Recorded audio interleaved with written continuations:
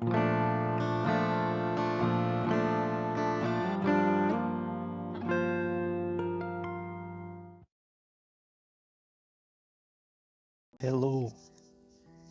This is gonna be a bit different. Just a bit. Just a bit, just a bit, just a bit. Mainly because there's no face cam because that's just getting too tedious. And I've tried to make this episode too many times. So I'm just gonna hop on in. And we're just gonna get going. The air is surprisingly fresh outside, even a bit damp. As if the motel had its own oppressive atmosphere that was permeating my sinuses. And now I'm finally free. Near the horizon, thick gray clouds loom overhead. The reservation must be getting some rain. Jenna seems to notice as well, taking a few steps forward into the mostly empty parking lot before speaking up.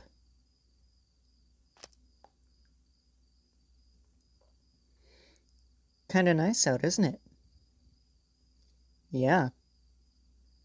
She opens her mouth to speak, but pauses some as she looks over her shoulder, a light frown crossing her blonde features.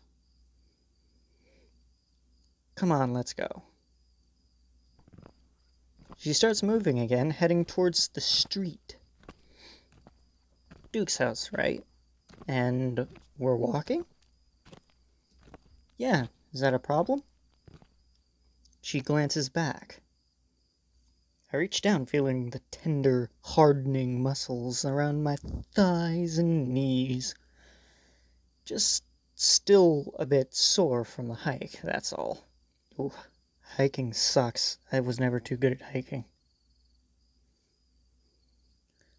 Oh, you're a tough guy, Chase. I'm sure you'll manage. A tough guy?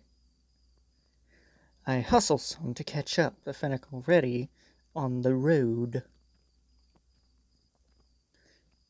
She smiles some as I catch up alongside her. Your phone has a flashlight, right? Yeah. Oh, give me a sec. I reach into my pocket and flick on my phone. Takes a few seconds, but I find the right button. The cracked pavement in front of us quickly illuminated. Just in case we come across any snakes or spiders. Or overweight rams. Those two. I shine my phone towards the sagebrush that winds along the narrow wash that passes by the motel. It's like I'm half expecting to see Carl's goofy grinning muzzle peeking out from the brambles. I'm sorry if I woke you. It's fine, I was in the shower. You woke everyone else, though. Jenna straightens her tank top, peering through the cracked glass window of the old ice cream shop. Even the for lease sign on the awning is mostly faded away. It's still got that old Victorian-style architecture that you see in a lot of the buildings built originally by the wealthier settlers at the turn of the century. Faded green and pale blue paint still clings to the parts of the main facade, with the copper metal roof a mix of dark amber and turquoise. In its heyday, it probably stood out something fierce, a colorful contrast to the harsh beiges of the desert. And ultimately, an appalling reminder of the old world amidst the new. I wasn't expecting Leo to be there, honestly. He giving you any more trouble? I watched the pavement turn to packed dirt beneath my feet as we round the corner onto Gretchen Road. It's a desolate stretch of road, the only striking features being the concrete mixing business that closed its doors back in the 90s. Sorry, I ran out of breath. Woo! You can still see the big mounds of grayish dirt past the slatted chain link. Ultimately, it takes me a moment to respond to Jenna's question. No, he's, just upset. I can practically feel the fox's incredulous, raised eyebrows. Trademark reaction if she ever had one. Actually, well, this is gonna sound stupid.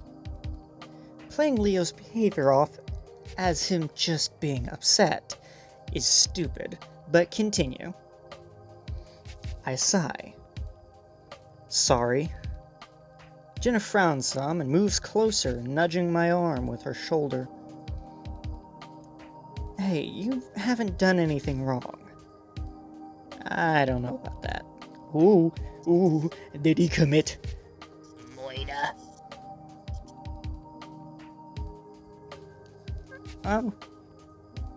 Again, that expectant look. Sorry, my fucking voice. Here we go. I'm kinda glad you texted me. I didn't really want to go back to sleep. There's a bitch on my back, and I can't reach it. Got it. I guess I was having a nightmare. This same sort of excuse me. Sorry. I'm a bit burpy right now. Excuse me. Anyways. This same sort of reoccurring one that I've been having that's a little different each time. Each dream I'm facing myself, but it's not me.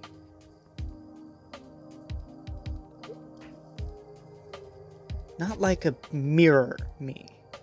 Things are different, messed up, blurred. Sometimes it speaks, and it's all distorted, like an old AM radio station with bad signal. Jenna looks away for a moment, then back to me. And each time, it gets a little clearer. And it might just be because it's fresh in my head right now, but I kind of remember what it was saying. I stopped briefly, shining the flashlight on a tumbleweed rolling across the dirt road ahead. It briefly gets stuck on a mesquite tree, I hope I said that right, bouncing against the trunk and leaving a few twigs behind before rolling back along its course. Do you remember when I texted you that I got into Pueblo, and you drove all the way back down here to celebrate? I do. We were gonna surprise Leo, remember? I do. There's a delay in her words, as she seems to already know exactly the incident I'm referring to. The prank. She lets out a long, drawn-out breath of air. We pretended you were cheating on him with those fake texts I was sending you. He smashed your phone, and you told him you were leaving Echo. Yes, it wasn't the best of practical jokes to play on someone who already was fairly unstable. He wasn't... Chase, what does this have to do with your dream? She cuts me off, her tone more curious than stern. I know, it's just, the whole thing was just playing back like some sort of record, everything that happened. All the fake text messages you sent me as Jared, me leaving the phone on the table, Leo confronting me, then you showing up, telling him it's a joke. Then he overreacts. And then... smash. I make a motion like I'm gonna toss my phone down. Jenna flinches, instinctively grabbing for it, before slowly furrowing her thin brows at me. Has Leo been guilting you about that? No, not really. So you've been feeling guilty then? I guess. What else would this be, you know? Manifesting in my subconscious and all that?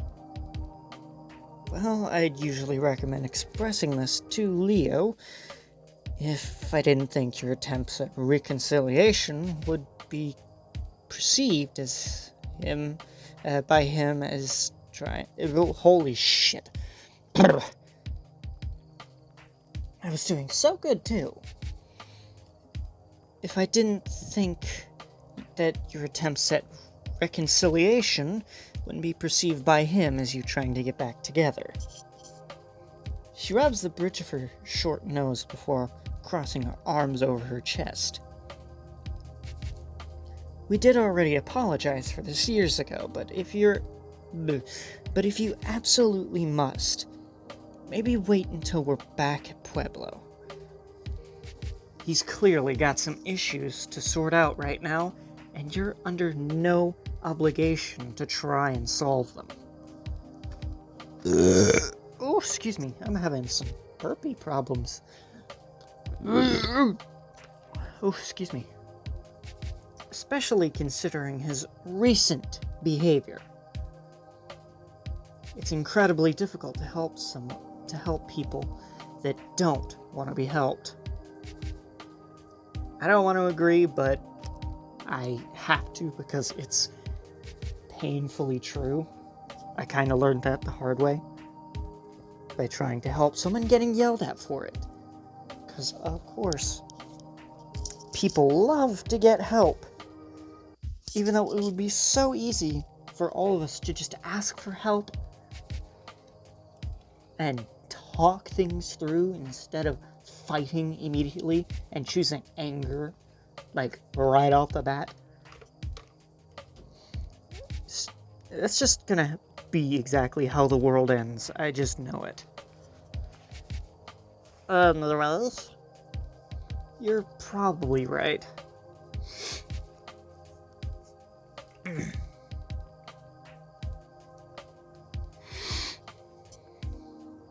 She gives me a sidelong look. I mean, you are right. 14 minutes, and I'm a decent sizable way through this compared to how long it took me to get through the other one, which was like 2 hours.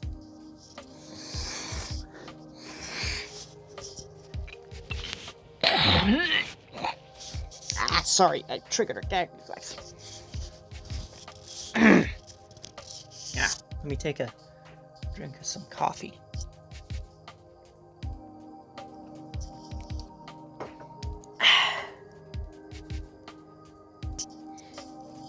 And yes, I'm doing this on a phone because it's easy. It runs so much better than my computer. And, well, for whatever reason, my computer just does not want to record a single video. For whatever reason. And every time I try, it messes up. Kind of like it locks up, freezes, stutters. Like, heavily. So, I'm foregoing that for now. Until I can figure out how to fix that problem. It's amazing. Anyways. I mean, you are right. I may have already read that, but I have no recollection of doing so. I rub my paw across my face, smushing my facial features into my paw pads. It's just shitty, I guess. You know someone for 15 years of your life, and grow up with them. There's like, I don't know, a vested interest? I was there for every big mistake, triumph, you name it. I'm not sure what exactly... I'm not sure what further support I can even offer at this point. Yeah, it would do best if the word exactly just wasn't there, because that just messes up the whole sentence, makes it an improper sentence. It's grammatically incorrect.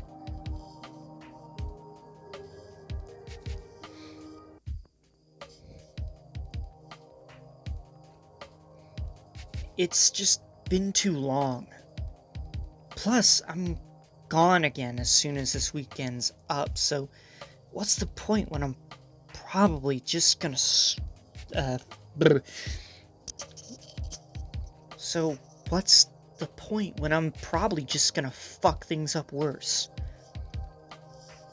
Chase, Jenna's tone is curt, and I look over to see her face very much matches her tone. Leo was dry humping you at a kiddie arcade.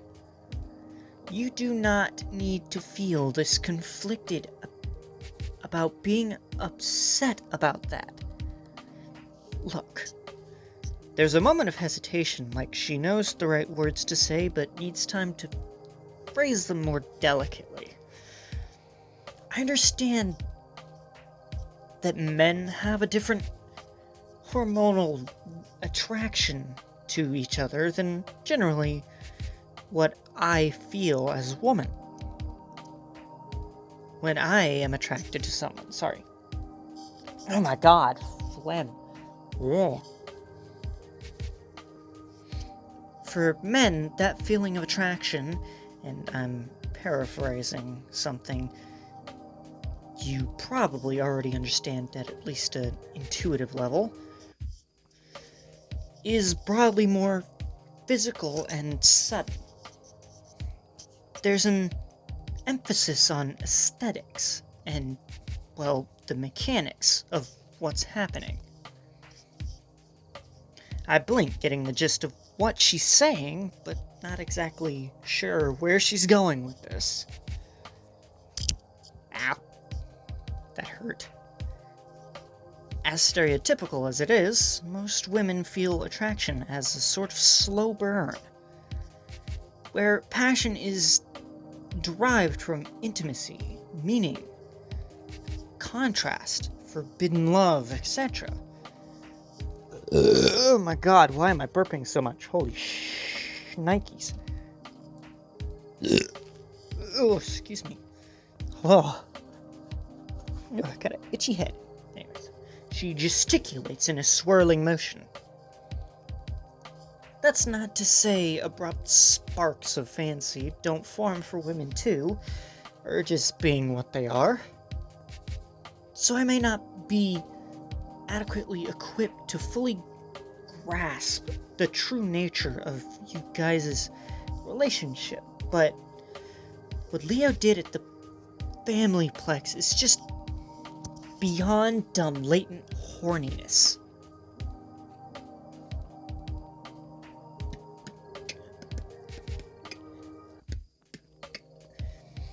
It's complete detachment from reality of you two's respective situations. Jenna's voice raises some, louder than her usual controlled level, and probably inappropriate for this time of night. Sorry, I don't know why I had such... I'm having issues reading. Woo. It's upsetting, especially with all that's going on. I continue to walk slightly ahead of Jenna, unsure of what to say, and feeling like if I met her gaze right now, I'd regret it. I shine my light on a lone desert willow that sits on the bank of a nearby wash. In the branches, flickers of reflected light shines back. Eyes. They're small and sitting squarely squarely on the nest made from bramble like that.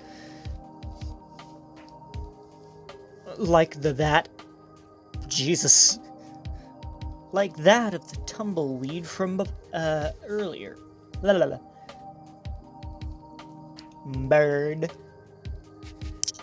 Bird.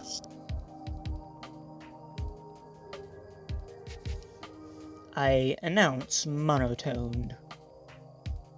Jenna steps up beside me, hands on her hips as she looks where I'm pointing. She exhales some with exasperation before responding. Yep. Looks like a warren. How can you tell? As far as I know, Jenna was never much into nature or animals. Warrens are the really fat ones. You know, rotund. I love that word. Rotund. Rotunde. Rotunder.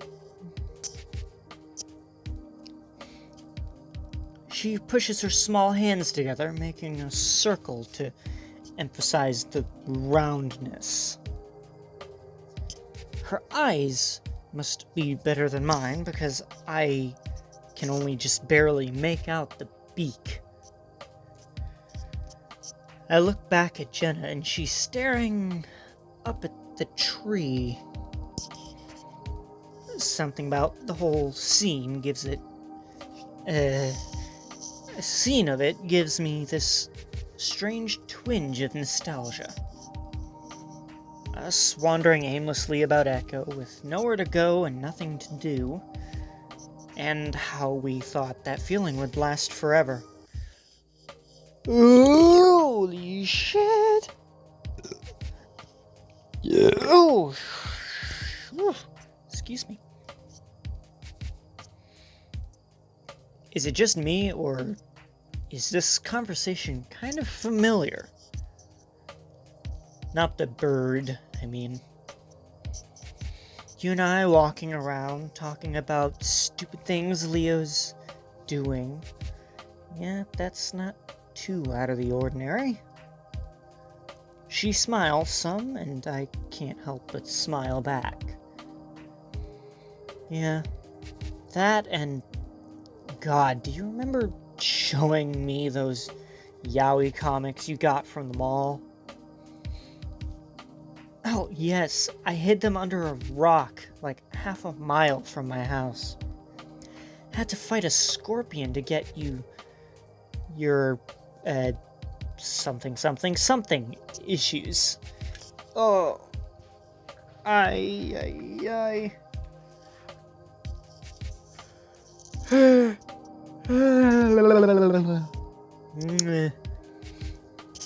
Yawn. Woke up like a couple hours ago. Jenna lets out an amused noise, shaking her head. While my relationship with the rest of the group, besides Leo, had mostly stayed the same after they found out I like guys, Jenna and I burped together, apparently. Oh, excuse me. Anyways, actually grew more close after the fact.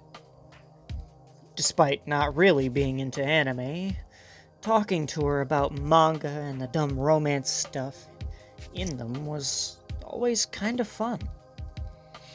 My hero. I sort of remember discussing the differences between yaoi and bara. You talking just now kind of reminded me of that. Did I just spit at my screen? Yeah, I just spat at my screen. Saying those two words out loud feels weird. Boys love and man's love, right? I do remember that, Chase. I'm a little surprised you do. She says this with a forced teasing tone to her voice for some reason. I cant my head curiously towards her. Why wouldn't I? I really enjoyed all that. Talking with you about it, I mean. Truly, I suppose I thought I was only being humored for my special interest topics that the rest of you were not remotely as interested in. It's a little creepy now that I think about it in context. I waved dismissively.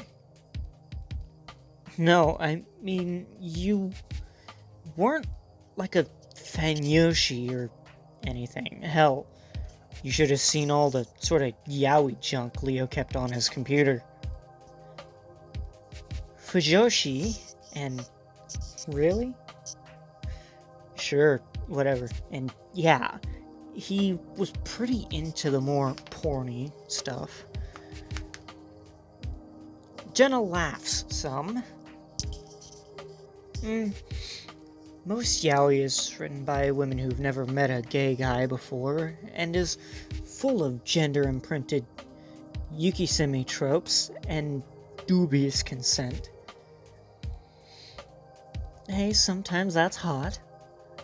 I'm surprised the words leave my mouth, and I immediately feel a burn around the edges of my ears. Jenna looks at me.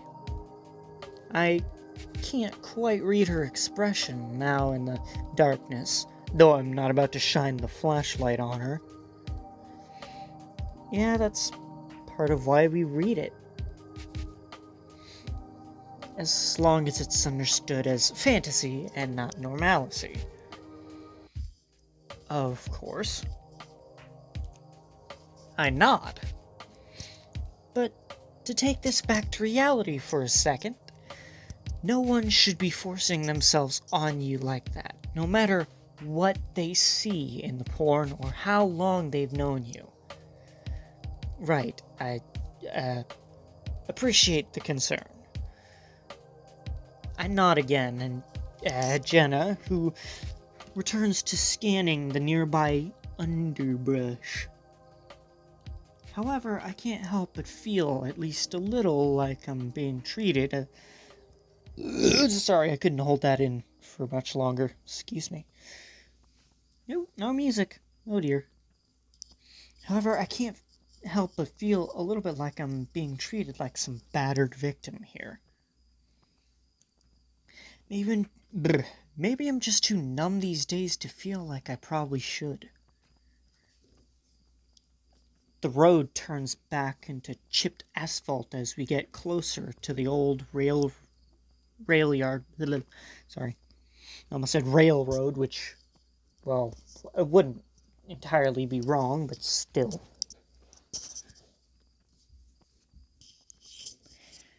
The tracks to which run directly behind Leo and Duke's backyards. Not that they'd seen any use in decades. Most of the houses down the road are newer, and the county even installed a street light after an old badger lady got hit by a car 5 years ago. Aw. Well, that must suck. God, Jesus. Ouch. Well, that sucks. Why weren't there street lamps in the first place? Of any kind, or any road light? I mean, seriously. Seems kind of redundant for that not to even be there. Even just lanterns. That being said, most of the residents stand vacant now, in various states of disrepair. As we round a bend, I spot Leo's house down the way. I was damn near an hour through at this point because I kept talking. I talk way too much sometimes. I'm glad that didn't work out because that would have been a hell of an editing time.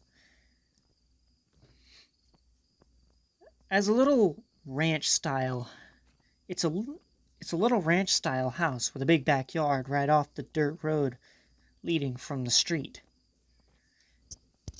It used to be his family home before they moved out. No cop cars parked out front or anything, not that I really expected there to be. Jenna slows for a moment, peering over her shoulder. Her senses are better than mine, so I lessen my pace as well, trying to listen carefully. It's dead silent. Beyond the usual desert ambience, the rustle of breeze-swept trees, chirping crickets, and tweets from local night birds. My arm is doing the thing again. That hurts. It's uncomfortable. That, and I'm getting random hand spasms. It's really weird. They don't last very long.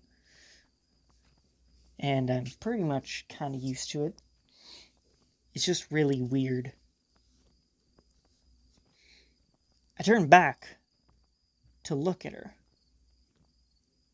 What? She frowns to herself. Nothing. Wait, did you hear something? She shakes her head, rubbing her wrists, as she refocuses her attention back on me. Gosh damn it, nose.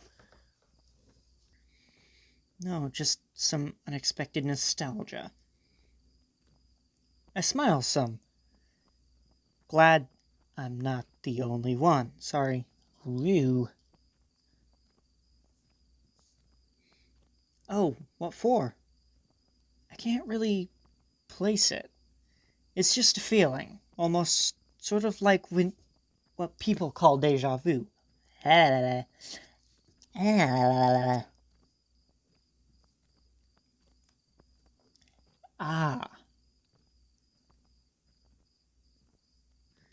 I nod, saggily, pretending to understand.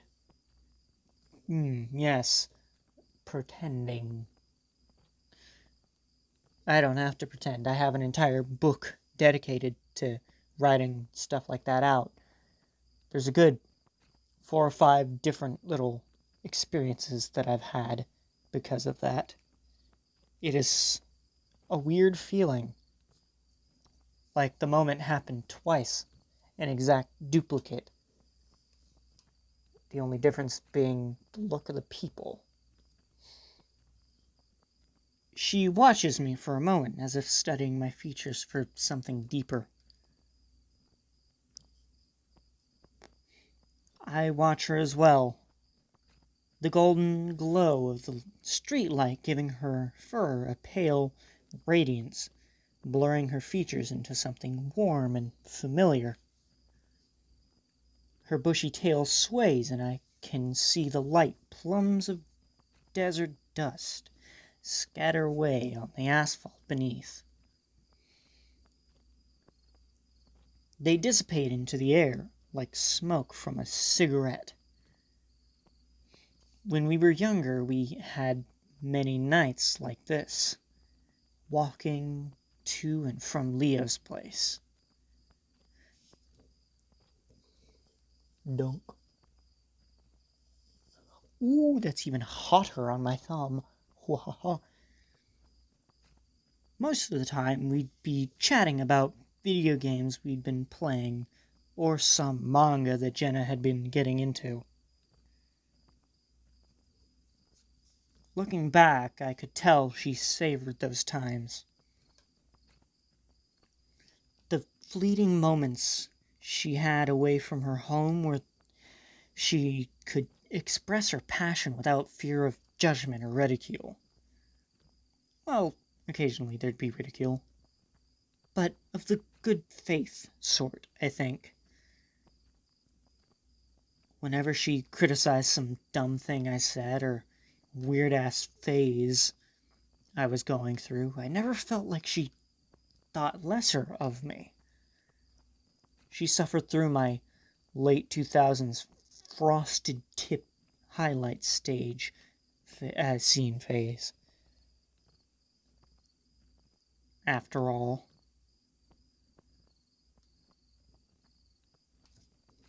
she just was trying to encourage me to be a better person. Those long walk and talks we had were like ways to gauge our own small town induced insanity. It was during those times I felt more secure in myself than I ever did elsewhere. But it's also when we understood we truly didn't belong here. I can't help but wonder if what if that's what she's thinking of now. Whoa. I'm playing with the wax. I need to stop so I can concentrate on what the fuck I'm doing. She smiles once, then picks up the pace again. I step up and match her speed. Whew, excuse me. I hope Duke still works late shifts. I recall him being quite nocturnal when we were growing up. Sorry. To resituate my sitting position. He works at the Blue Diamond Casino by the reservation, right? Mm-hmm. As far as I remember. I used to think that only native people could get jobs there. I know they try to keep it that way, but many of the locals in the res lack the skill set and training for some of the jobs. Hence the outsourcing. I think Duke works, or at least worked, as a security technician. Huh. I guess I didn't know him that well. Me neither. But he was friends with my father. I can see Duke's house now, a large manufactured home that's raised up like 3 feet off the ground. I think Flynn told me once that they made him raise it up since it sat in the flood zone for the nearby wash. Said wash pretty much never had water in it except for one particular monsoon season where a flash flood sent white water currents down it. It all drains out into Lake Emma. It's difficult to see in the dark, but the house looks to be in a bit of a sorry state. The yard is overgrown with tall weeds, and there's a bunch of stripped bicycle parts and other electronic components strewn about. Jenna sees it too and lets out an audible hum, as if acknowledging some confirmed suspicion. I'm about to ask her what's up when she speaks again. You know, my grandma never left the reservation, no matter how bad it got down there. I used to visit her a lot before she got sick. Oh? Sorry, cord got stuck. There's something about the tone in her voice that makes me think I should stop walking. I turn and focus on her. I don't believe any of you guys ever met her. She was probably the most down-to-earth member of my family. Despite genuinely believing in a lot of the old spiritual aspects of the Masada culture. Like rain dances. Jenna gives me a look that makes me immediately regret speaking, my tail curling instinctively. You're thinking of the Pascawa tribe. They're the ones that did the dancing around the bonfire bit that gets attributed to every native culture for some reason. Right, my bad. She gives me her... Shit! I give her a little thumbs up of understanding. I must look especially scorned because Jenna begins to snicker a little. She reaches over, pushing my thumbs down and squeezing my fists. Her grasp is incredibly soft, and I feel myself longing for it again as she lets go. Hey, you're a college-educated journalist now. You can't get away with the cute ignorance anymore. I've got a I've got one more year left of that, actually, I say with a fox defensive tone. I guess I should hold on to staying as cute as long as I can. Now that's easy, Chase. All you have to do is lose the goatee. What? Come on. I reach up and grab the dyed piece of facial scruff, and the bubbling sense of self-consciousness burns at my cheeks. Oh my god, why am I having such an issue burping? Oh my god. Jenna laughs some more. I'm just kidding. I know Leo isn't a fan of it, though. He told me as much. I let out a bit of a defeated noise for some reason. That also kind of stings. Sorry. Jenna waves dismissively, trying to get back to what she was saying. She seems serious about getting what she has to say off her chest. What the fuck was that crusty piece off my forehead? Weird. Anyway, Grandma had all this HAM radio equipment in her house. She started collecting it after Grandpa died, which was long before I was born. She was really into technology and broadcasting, which admittedly was an oddball contrast from her more spiritual, tradition-based outlook on life. She crossed her arms, taking a glance inside the old parked pickup truck that's missing its plates on the side of the road. I shine my phone's flashlight inside, but there's just a bunch of bags of what looks to be farming stuff, mainly fertilizer. I remember thinking it was neat. She used to sit on her porch with her quilting gear and talk on the radio to passing truckers. Wow, really? I start to picture an old native woman who looks like Jenna, knitting needles in one paw and a radio mic in the other. Yeah, her radio had pretty good range. She did this for years. Got kind of a reputation because of it. Sweetheart of Echo Valley or something along those lines. Oh. She was, like, flirting with them? Jenna smirks, lightly shrugging her shoulders. Well, I suppose there was probably some of that. I remember Adam mentioning that occasionally she would find flowers in her postbox. Sometimes even letters. Grandma was pretty shy, actually, and didn't like how she looked. When she was born, her ears and parts of her scalp were malformed. It was at the same underfunded tribal clinic up north, so they weren't equipped to fix it. Didn't get the money for it later in life either.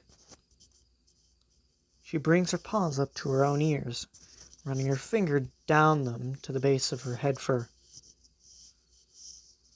She always wanted to wear these big sun hats whenever we went somewhere. Like she didn't feel right being seen.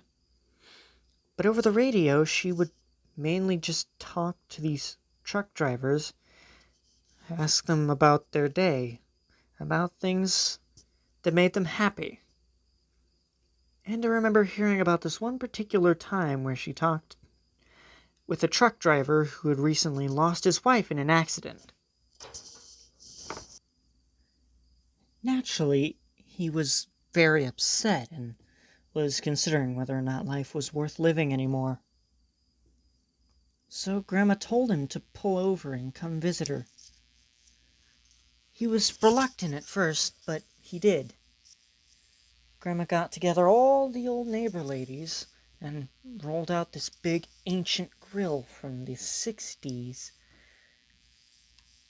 They baked a bunch of fry bread and cooked up a ton of tacos. She even went out and personally got the ingredients to make home-style cookies, since he mentioned he liked those over the radio. When he got there, she taught him how to make all the food himself. She was worried without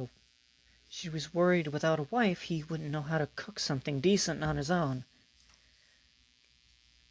She also went around and introduced him to everyone, treated him like a guest of honor. He was this little rat guy, really meek. At first, he was worried he was being awkward and was out of place, but they talked for hours and hours, way into the night. His wife and him had been together for 18 years, and she was an art teacher at an elementary school in 2 Canyons. So before he left, she and him made a sand painting. A sand painting? I'm reluctant to interrupt, but I've never heard of that before. It's a painting in sand, usually done with pigments. What's interesting is they're not really art objects. They're for helping people heal to become better. Once painted, the person who needs the healing would sit in the center of the painting. Oh, excuse me. The that was put into the painting was to help the person in need, healing spirits and that sort of thing. I know nowadays you mainly see them framed up on roadside craft sales, but that's what they were originally for. So, Jenna trails off, and I look away as she clears her throat. She takes a slow breath and it... Ooh. Oh. I like that. That's some good music. She takes a slow breath, and it takes her just a second to continue. My parents weren't there at Grandma's funeral. It was at some public meeting building out in Peyton for some reason. From my family, it was just Adam and I. Adam, really? Yes, this was a long while ago, before he started changing. We were nearly a third of the way through the service when the rat guy shows up, and I have to ask Adam who he is. The only people there up to that point were us foxes. After that, I started noticing more non-foxes coming in. Some were literally wearing those stereotypical trucker hats with the holy bits in the back. And of course, half the people there were really confused who these guys were, like maybe they were at the wrong funeral. They just sat in the back, and then Adam went up to speak. She folds her arms across her chest, smiling to herself as her gaze flicks upwards. Adam stuttered his way through his speech, but at the end of it, he started inviting up the new arrivals in the back. A lot of them were fairly gruff-looking guys, you know. and one by one they got up and started reading letters. She pauses again. Letters thanking her for being so kind, for giving them someone to talk to about their problems, or just being so witty and fun to speak to. The rat guy, God, I wish I could remember his name, went up last. His letter addressed Grandma like she was still there with us. He talked about how he was doing, how things were after what happened. He mentioned his wife by name, about losing someone so good and special can make it feel like the world had become so much darker. But how it's always important to remember that there are still good people out there, even if they're just someone who can lend a hand or ear for a while. I didn't mean to say hand at all, it's not even in the sentence, just went with it. And it felt like he was actually talking to us about Grandma. I thought about that a lot when, Adam passed. About how maybe it wasn't just a chemical imbalance, and perhaps he just needed someone to talk to. She keeps her arms still tight over her torso, though it looks more now like a self-bracing measure. A far cry from her usual standoffish posture. I also thought about how you're so goddamn alone out here. She gestures with both arms to her surroundings. I peered down at myself and then back at Jenna.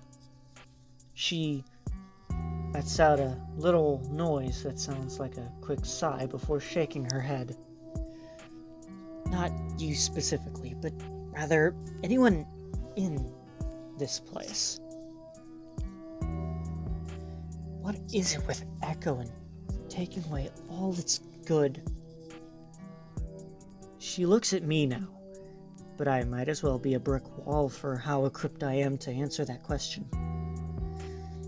It feels almost rhetorical in nature, something with so many reasons that you could apply, that it becomes simply too much to try to put into words. Oh, excuse me. Whew. I sheepishly hold up an arm. Would it be too patronizing, too much of a stereotypical guy thing to reach out to her now? Sorry, there's white flakes all over my damn phone screen. Ooh. It's a moment of vulnerability from someone who's cultivated a life's worth of being invulnerable. I suppose we've all got heavy shit under the surface, Jenna probably most of all. And while some of us sort of downplay with jokes and self-deprecation, or lashing out at others, Jen always kept it under said surface. Seeing all this brought to light feels like something raw, uncomfortable, something understood to be immovable being moved. I look past Jenna to the wash. Like the desert flooding. I exhale, looking back down to her. I can feel my mind going blank, like it did earlier. Her expression indiscernible, but she's looking at me. Back.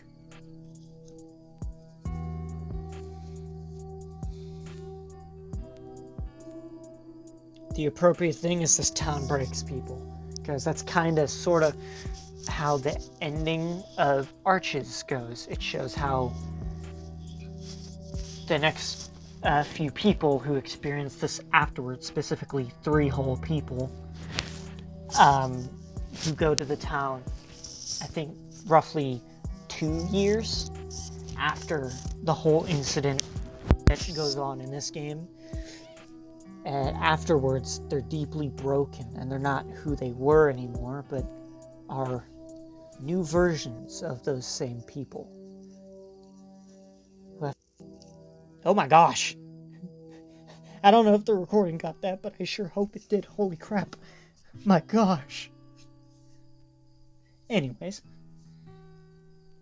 I'm just gonna say this town breaks people, because that's kind of how the ending of that,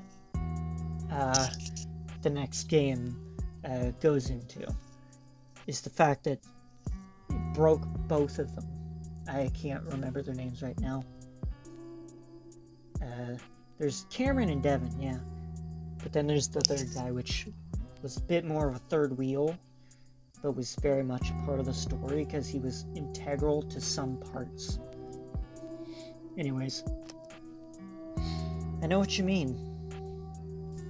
I've kind of always had this feeling that there's something about this town that sucks all the hope out of people. I mean, you can still point to the environment, the drugs, the history, or even just the sheer desolation of it all. But whatever it is, it all adds up to turning out crazy old people and messed up kids. Are you saying we got lucky, or just as sorry as or just as sorry as the rest? Sorry, that wording messed me up. Not as bad, that's for sure. And I do think I kind of have you to thank for that, in some part. My voice cracks, and I try to cover it with a cough. Smooth. Thank you, Chase. Jenna smiles lightly. And I agree. It's why after this week I'm never coming back here. In fact, as soon as we find Carl, I'd prefer to leave. I nod. That's fair. I guess I have to ask, what made you think of this? I mean the story about your grandmother. Gonna itch my head. Was it just talking about tech stuff and the reservation? Jenna ponders this question for a moment, like a bit more of her usual self, looking a bit more like her usual self. Ugh. However, there's still a slight unnerved tinge to her, like her tail has an extra bit of bristle to it. I suppose that's what got me talking about her. Though I started thinking about this all earlier. Oh. Up ahead, the screen door of on the side of Duke's house flings open. Ah, shit. Here we go again. I didn't even mean to do that.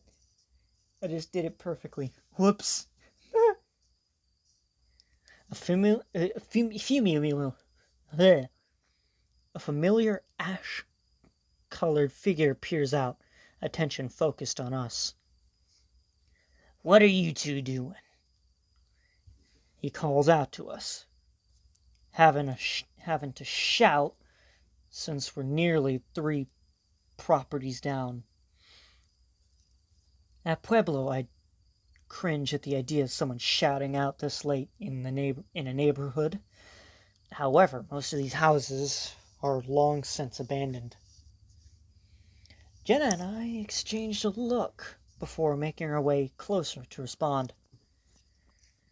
The lanky weasel is certainly looking rougher around the edges than I remember. The old man taking slow steps into his overgrown yard.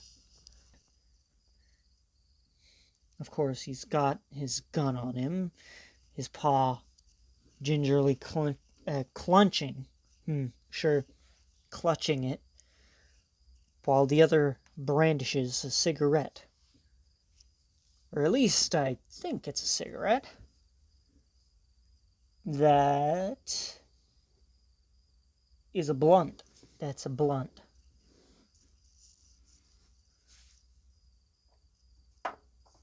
Definitely looks like a blunt to me. Real late for a stroll, he mumbles. Duke, hi. Ugh. Duke, hi, good morning. It's Jenna. Is that Chase with you? I hold up my paw and wave. Hi. It is. Duke takes a long drag from the fat cigarette blunt, and I see some embers fling about as he taps the end. In my mind, I imagine one of those little specks of fire catching on the untrimmed grass beneath, setting everything ablaze. I knew it. What Leo's been saying is true. He was seeing shit as well. Confronted him about it, and he got a wide look in his eye, pushed me to the dirt. Oh, excuse me. But here you are, in the flesh, and talking this time. I give him a befuddled look. What's he talking about? Well, he has gone through a bit of a rough time, and that's certainly no excuse for the violence he's imposed against you. However, we did see you at Carl's house, and you might have heard that he's gone missing. Look good timing for your arrival, then, Jasmine. It's Jenna now, but that's beside the point. His bloodshot eyes shift from me to her, and that makes me even more uneasy. Have you seen Carl since last night? Duke clicks his tongue, shaking his head more times than he really needs to. I don't think you're investigating the right mystery here. Jenna raises an eyebrow. He points a swollen pink finger in my direction, still looking at Jenna. The real question is, why has your friend here been snooping around our houses for the past month? What? Jenna furrows her brow, a light sigh escaping from between her lips. I don't know what... I feel her hand discreetly reach over and squeeze my side. Hold on, Chase. She mutters, refocusing her attention back on the weasel. Duke, please focus on me for a moment. Listen to the words I am saying. Have you seen Carl since last night? Duke hangs his maw open, rolling his jaw around from side to side until there's an audible click as if it locks into place. I don't think you're hearing me. I hear you, Duke. Please, a yes or no answer, and then we can discuss what you saw with Chase here. Duke's bloodshot gaze flicks back to me, and there's something expectant about the look in his eye. Like he's waiting for me to say something revolutionary. I have no clue. I stuttered. I have no clue what he's talking about, though, and Jenna doesn't seem to want to give him an inch of leeway to change the topic of conversation. I see his teeth grit past his thin lips. Despite the intensity he's putting off, he looks kind of distracted, like we're only getting about 3/4 of his attention. Maybe it wasn't quite you, though, was it? His voice is strained and quiet. The weasel scratches his inner thigh. Ew. I didn't see the ram boy or his little rich parents. Okay, thank you. Chase? Oh, I only got here on Saturday. I wasn't here before then. There's only really one other otter in town, and as far as I know, he sorry. There's only really one other otter in town, as far as I know, and he probably weighs 150 pounds more than me. So I didn't really know who else it could be. Duke just glares in response to that. I can't help but drift my gaze to the gun he's holding so idly in his grasp. I think he notices as I see his fingers clench around the base a little tighter. Okay, thank you, Duke. It's really good to see you again. If you have the time, keep an eye out for him, okay? We can't seem to track him down. He's right there. He points to me. No, I'm referring to Carl. Carl's not here. Right, we're going to look around some more and knock on a few doors once the sun's up. You take care, alright? Sorry.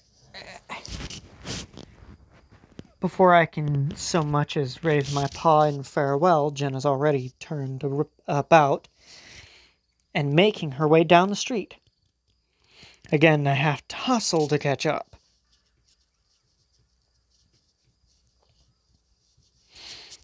After another half hour or so of searching, we end up heading back to Carl's place. After the whole interview with Duke, she starts ranting a little about meth use and the psychological effects. I admittedly was only picking up on bits and pieces of what she was saying. Apparently, the drug stimulates part of the brain that creates urges of tinkering, which is why yards of meth houses often look like scrap yards after extended use. Poor Duke. The other guy always kinda skivved me out, even back when we were kids. I think he used to have a wife at some point, who I remember being really nice. She used to ride her bike around town all the time, and one day she stopped by to help me set up a root beer float stand. Then one day she just kind of disappeared. Hell, I think I was playing at Leah's house when the cops came to the door and asked if Leah's parents had seen her.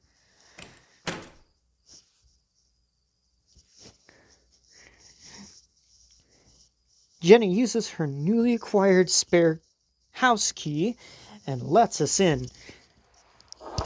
Ah, piss! Well, shit. That didn't go very good. Hang on. Ew! Ew! Oh, that hurts. Oh. Got it. Okay. Well, that's where I'm gonna leave this off. 'Cause I am not... Excuse me. Ah, fuck. Auto. Yep. Good. I hit the load button by accident like a dunce. 1. Press it. Good lord, these buttons are really hard to press. Bang. Bang. Got it. Good. Title. Yes.